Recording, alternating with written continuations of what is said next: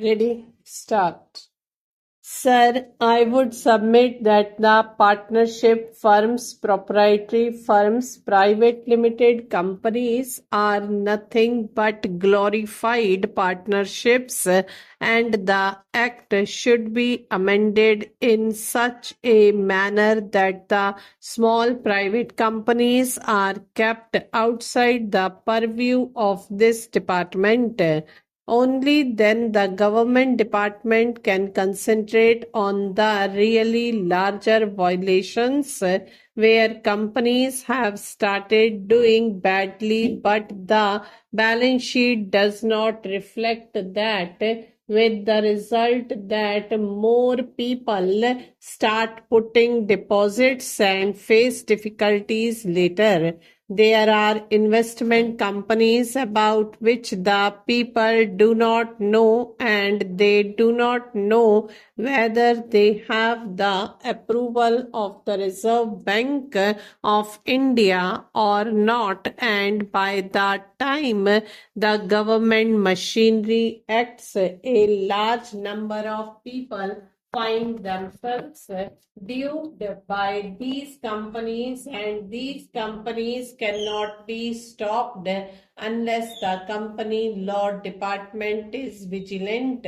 But I submit that the company law department cannot be vigilant in the present system because the present system is conducive to the harassment of the small man, and I find nothing in this amending bill which either disciplines these companies or stops the harassment of the small men or encourages the medium entrepreneur. Therefore, this bill should be rejected, and my submission to the minister through you is that if now this is referred to a select committee, at least all those of us who are interested in it can give specific suggestions. The objective is quite clear. The government wants to rationalize the whole thing. The government wants to make the Companies Act effective, and the social objectives of the government are shared by all of us, and there is no dispute about it. But look at the provision regarding abridging the balance sheet, giving less information to the shareholders on the accounts. Why should the annual report contain, according to this bill, information on conservation of energy and technology observation? Are small investors interested in these subjects at all now? Will he even understand it? It is highly technical. I am sorry. I have been in business for a long time, and technology absorption is something which I have not been able to absorb at all. So I do not know how a layman will understand that. With this kind of contradiction, I think this bill is a typical bureaucratic bill which only encourages more paperwork. It is good for the bureaucracy and the government. Sir, the four specific things where I would like to draw the attention of the minister are: it has been provided in this bill that private limited companies who accept fixed deposits will be deemed to be public companies. Now I see an amendment has come that this will not apply to companies getting deposits from relatives. But I venture to say that there are small family companies which can raise deposits from their own friends and associates. Why should they become public companies?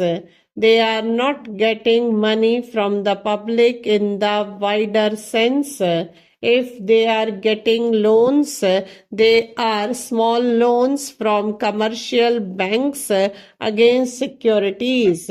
But bringing or by roping in all these companies, really what we are doing is that we are not applying the law to these companies, but allowing law to become ineffective in the case of big companies.